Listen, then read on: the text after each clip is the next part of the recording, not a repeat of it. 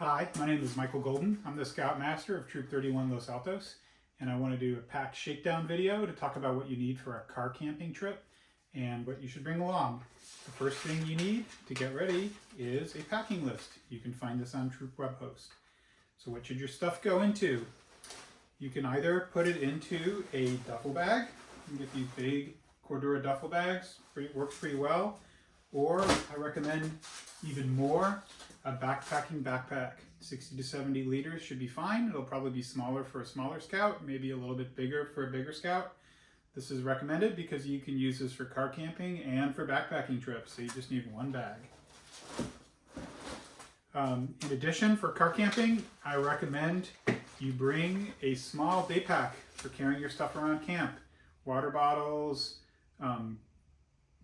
raincoats, flashlights, whatever you're going to need to carry around camp with you. You always want to have a little day pack. Doesn't have to be a fancy one. Even a string backpack could be fine. And then finally, I have this under packs and bags, and I'm going right down the packing list in order. You need a little ditty bag to keep your smellables in. This would be your personal toiletries and stuff like that. And a Ziploc bag is fine. You should bring, going down to paperwork, you should have your medical forms on file with the troop. You need A and B for short trips. You need Part C for summer camp. The troop should have these on file, but if they don't, bring along a printed copy. These are important. If something should happen, we'd be able to hand this directly to the first responder, and they'd have your medical history and they'd know how to take care of you. You should also bring your scout handbook. A lot of times on these trips, we have opportunities for rank advancement, and then we'll be able to sign off in your scout handbook. It also has lots of information about how to do camping things like light a fire. Finally, you should bring a house key, or you should know how to get into your house with a key code. All right, so that's sort of the technical stuff. What should you wear to a camping trip? The first thing is, when we're traveling to and from camping trips, we always wear our Class A uniform. This is important because it helps us to identify a scout should we lose track of one. It's easier to say, look for the kid in the Scouts BSA uniform rather than trying to remember what you happen to be wearing that day. Also, we serve as ambassadors when we're traveling. People will treat us extra nice, and they'll ask us questions, and it's a way for us to promote the scouting program. Underneath your Class A uniform, wear a hiking shirt. I recommend your Class B uniform. It's not cotton, so it's extra safe to wear, and it'll be pretty convenient because as soon as you get to camp, if you want to, you can take off your Class A and you'll be ready to go out and have fun in your Class B. And I mentioned not cotton. It's a good idea not to wear cotton clothes on any of our camping trips, or to minimize it as much as possible. Cotton clothes, once they get wet, they're cold. They won't keep you warm anymore. Polyester clothes will do the trick. And so I recommend you very much avoid cotton clothing on all of our trips, and especially winter camping, which is a whole different set of gear. You can wear hiking pants. I've got these nice olive green hiking pants, so they're part of my Class A uniform. And they're the convertible kind with zip-off legs, so that way I don't have to have separate pants and shorts. And these are nylon. They're from REI. But you can get them lots of places, including Walmart and Amazon and places like that. You should wear undies. I bring a total of 2 sets of undies. Only 2? It's not that gross. And to be honest, if I'm swimming every day, I'll actually swim in my underwear under my swimsuit. Or if I'm showering, I'll just bring my underwear into the shower and rinse it off in there. They'll be nice and clean. And because they're nylon underwear, they will dry very quickly. And then finally, you should wear socks. I recommend wool socks or nylon socks. I bring a total of 3 pair of socks. 2 to wear while hiking around and having fun, and 1 that always stays in my sleeping bag. And this is for wearing at night because warm, dry socks are great to have on the trip, and they're really important at night because you don't want to be sleeping with wet feet. Your feet can get extra gross if that happens. The packing list also includes a sports bra. I don't personally bring a sports bra, but I recommend wearing 1 sports bra and bringing along a second in the pack, just like your undies. Okay, so that's what you should wear to camp. For lower body layers, wear rain pants. What are rain pants? It's just like a thin raincoat, but bring rain pants, but for your legs. So you can see it's a raincoat. Why do you bring this? Because if it rains, you'll be able to keep your legs dry and most importantly warm. Wait, it never rains in California, you might say. Actually, it does. So the last 6 camping trips we've gone on have been impacted by weather. Rain pants, very important. Bring thermal underwear bottom. This will help keep your legs warm, especially at night. But also, if your regular nylon pants get wet, you can put on your thermal underwear bottoms and your rain pants, and you have a second set of pants to wear while you wait for your nylon pants to get dry. There's shorts on the packing list. I personally don't bring a pair of shorts because I have zip-off pants. And if I were to bring a pair of shorts, I would bring a swimsuit. You can have a swimsuit and use it for swimming. It'll dry quickly. And if you're not using it for swimming, you can wear it as a pair of shorts. Okay, so that's what you need for your lower body layers. What about your upper body layers? Same deal, thermal underwear top. So it's a long sleeve thermal underwear shirt. Again, not cotton. So that'll keep you nice and toasty warm on cool evenings. I bring a second not thermal underwear shirt, which is a long sleeve polyester shirt. And so this is great if your short sleeve shirt gets all wet. You can change into your long sleeve shirt, or if you're feeling cold, you can put on your short sleeve shirt and then your long sleeve shirt and then your thermal underwear shirt. And then if you're still cold, you can put on your next layer, which is an insulating layer. I recommend a simple fleece jacket like this one. You can also wear a puffy if you prefer, but your puffy should not be a down puffy because once that gets wet, it won't keep you warm anymore. The down clumps up into little balls. You could wear a synthetic puffy, but I honestly recommend a fleece jacket like this one. Finally, your outer layer is your rain shell. This is just a thin, waterproof, breathable jacket. It doesn't have any insulation, and so this is great for if it rains, and it does rain surprisingly sometimes in California. And furthermore, it can help keep you warm at night. So it'll help trap the warm air next to your body. So don't leave your rain shell at home, even if the weather is fine.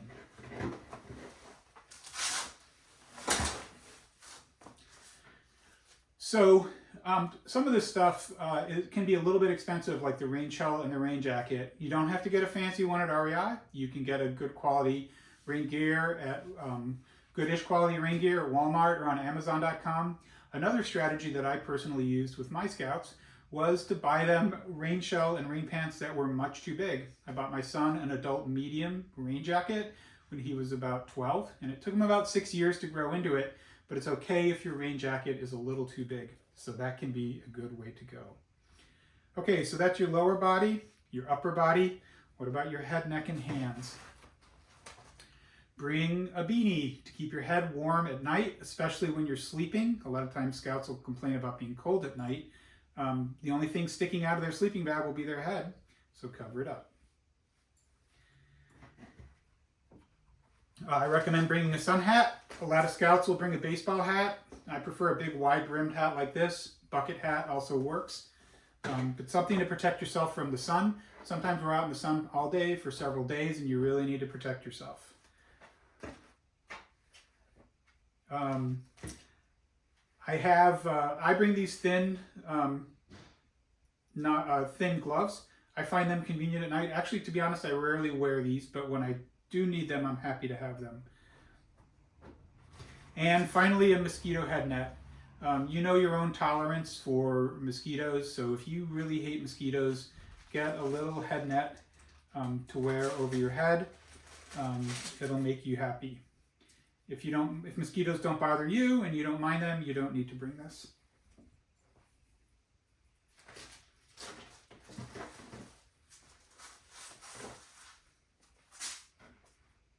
Okay, eating and drinking. This is pretty simple. On almost all scouting trips, all you will need to eat and drink is a plastic bowl, a plastic cup, and a plastic spoon. You can get a fancy mess kit if that makes you happy, but these 3 small, cheap, reusable plastic items are all you will need. Finally, a water bottle. I recommend bringing a simple Nalgene bottle. You don't need a fancy insulated bottle. The reason you want one like this is it's lighter than those fancy insulated ones. And if you're cold at night, you can fill it with hot water and put it in your sleeping bag to keep you warm. An insulated bottle will tend not to let the heat out. For these Nalgenes, the clear Nalgenes are quite heavy. They weigh about 6 ounces. These translucent ones, which you can get, weigh about 3 ounces. And this doesn't matter on a car camping trip, but on a backpacking trip, that can be nice to save the weight.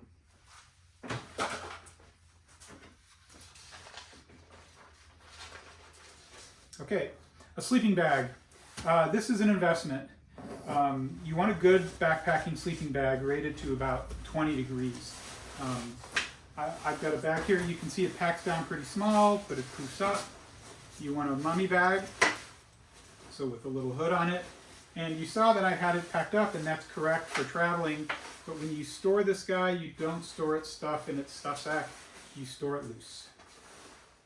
And this is one place where you might like to make a bit of an investment in your camping gear with your sleeping bag. I've had this sleeping bag for 25 years. So if you take good care of it and you don't store it stuffed into its stuff sack, but you store it loose like this, it'll last a long time. You can put your sleeping bag in a waterproof stuff sack. You can get a dry sack. Another way to go is to just stuff the bag with, use a garbage bag, or even better, this is a trash compactor bag. You can get them at the grocery store. They're super tough. And you can either line your backpack with a trash compactor bag or put the trash compactor bag inside your sleeping bag and stuff the sleeping bag in there.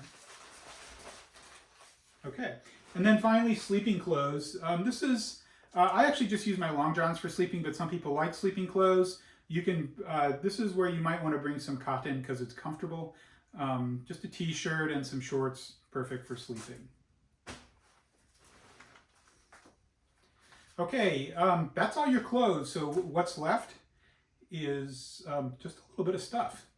And so going through the list, they say clean and safe. I've got, this is really all I bring. I bring lip balm with SPF. I bring a little bit of soap. I bring a little bit of camp suds. Just a tiny little bottle is fine. I bring a travel toothbrush. I bring travel toothpaste. And I bring some sunscreen. And it all fits in a Ziploc bag, not that much stuff. In addition, I like to bring a camp towel. You can get these camp towels at REI. They dry out really quick, so that's and they pack up really small. That's where they're nice. You don't generally need to bring a huge beach towel for any of our campouts, so I do recommend this. Just bring a little camp towel. I recommend you bring your personal first aid kit. At a minimum, bring a Ziploc baggie full of Band-Aids. But as a tenderfoot requirement, the Scouts make a small personal first aid kit, and that should go on all trips. Mosquito repellent. This is optional. You know whether or not you hate mosquitoes and they love you. If so, bring some mosquito repellent. Remember, the mosquito repellent goes on your skin. It does not go on any equipment. It will dissolve the equipment and make it smell good for critters to come and investigate. And finally, if you need tampons and pads, remember to bring enough for the trip. I personally don't bring them. All right, and then some miscellaneous personal items. Sunglasses and watch. These are important. You need to protect your eyes from the sun. We're out for a long time.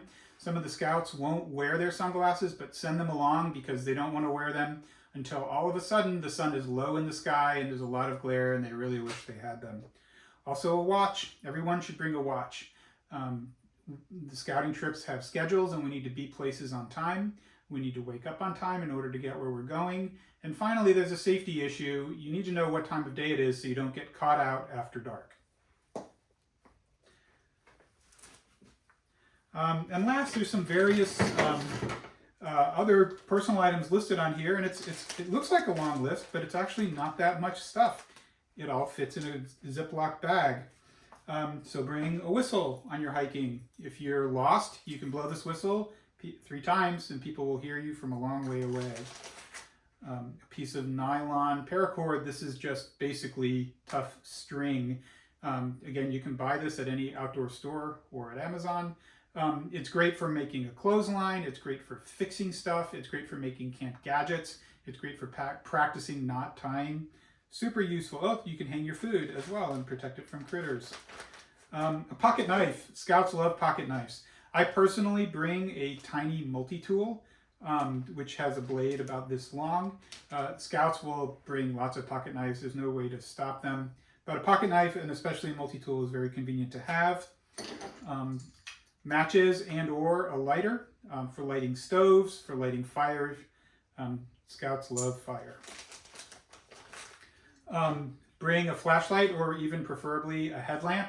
You don't need a giant headlamp. This is just enough to see around camp. We generally don't do a lot of hiking on the trail at night, so this is sometimes for getting back to camp from a campfire, but usually just for being in your tent after dark or being at camp after dark. Extra batteries for your flashlight. A compass. Scouts are always hiking. We have maps, and it's hard to make a map work without a compass, so you can tell which way is north. You don't need a fancy compass with a lid and stuff. This is a simple compass, but you want a good quality compass, not just the little one that goes onto a zipper or one that's built into a whistle. So get an actual hiking compass, but the sort of simplest one that they have. A bandana or a buff. Scouts are always asking me, what do I need a bandana for? But then they often need, bandanas are convenient for washing your face, for wiping your mouth after you eat. You can take a bandana and put it in the palm of your hand to shove the tent stakes in. You can dip it in the water and put it around your neck or on your forehead if you're feeling too hot. You can put it on your head to protect your head from the sun. Bandana is incredibly useful. Always bring a bandana on every trip. A small notepad and pen. This can be important for leaving notes. If some scouts have to leave camp, they can leave a note and say where they were. Maybe they're going to take notes on the directions of where they have to be. But a small notepad and pen is a key safety item. Duct tape. For fixing stuff, you don't need a whole roll of duct tape. Just take some duct tape and wrap it around a pencil or your pen and just bring some for repair. It's really convenient to have. Money. On almost all scouting trips, you'll need to bring a little bit of money. Oftentimes on the way home, we'll stop for lunch. Oftentimes, if we're at a scout reservation, there'll be a store where they can buy candy and other things like knives. So bring a little bit of money. Usually the trip description will say how much money to bring. Let's see. There's a deck of cards further down on the list and a paperback book. I do recommend something like this for free time. We try and have some free time on all scout trips. Our kids are overscheduled, even in scouting, so if we build in some time for free time, that can be a great time for the scouts to relax and do nothing, or read a book, or play a game, card games, whatever they like. Okay, just going down the list here, a lightweight camp chair. I recommend a Crazy Creek. What's a Crazy Creek? It's kind of a roll-up camp chair like this. It rolls up small, but the scouts can sit in it. This is great for all kinds of sitting around the campfire or, honestly, the Crazy Creek is wonderful. The scouts will sit in them all the time. And if your scout doesn't bring a Crazy Creek, they'll spend a lot of time trying to sit in somebody else's Crazy Creek. There are other small camp chairs like this. There's the ones with the aluminum frame. I like the Crazy Creek because it can also come undone like this, and it becomes part of your sleeping. It can become part of your sleeping pad system, or you can kneel on it or sit on it at a picnic table, next to a friend. So this is a versatile item, and I very much recommend the Crazy Creek. Every time I don't bring one, I regret it.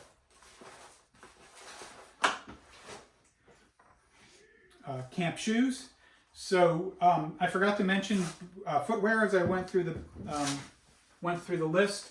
I recommend that you show up to camp and for hiking with these soft, light hiking boots with a medium rise for a little bit of ankle support. Some scouts will prefer to have trail runners. That can be okay too, as long as they're not carrying too much weight.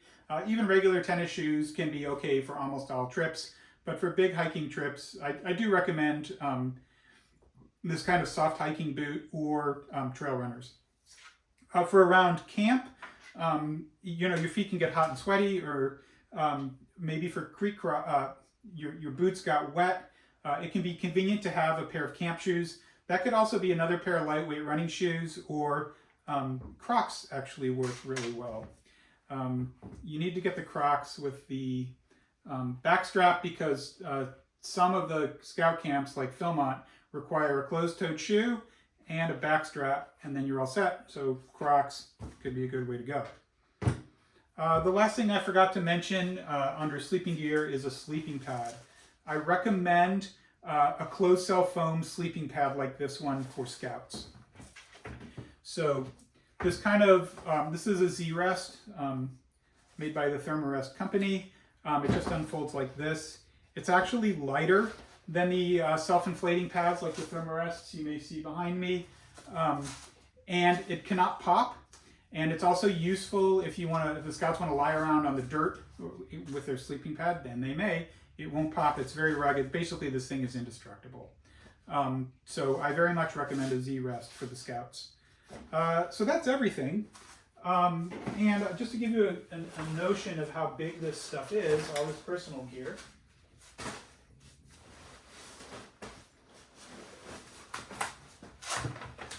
It all fits in this laundry basket. This is with the sleeping bag unstuffed. So you can see it's not that much stuff. And honestly, I recommend you just keep all the stuff in some kind of container, whether it's the Scout's duffel bag or a laundry basket or a cardboard box like this, so that when they get ready to go on trips, everything is already there and they can just pull it together in 15 to 20 minutes using their packing list. I also recommend very strongly that you let the Scout pack up their stuff themselves. You can definitely do a pack check. And you'll want to do that because Scouts, and in fact everyone, forgets things. But the Scouts need to pack their bags themselves, because when they get to camp, they're going to need to know where their stuff is and what it looks like. All right, thank you for your kind attention, and I hope you find that helpful.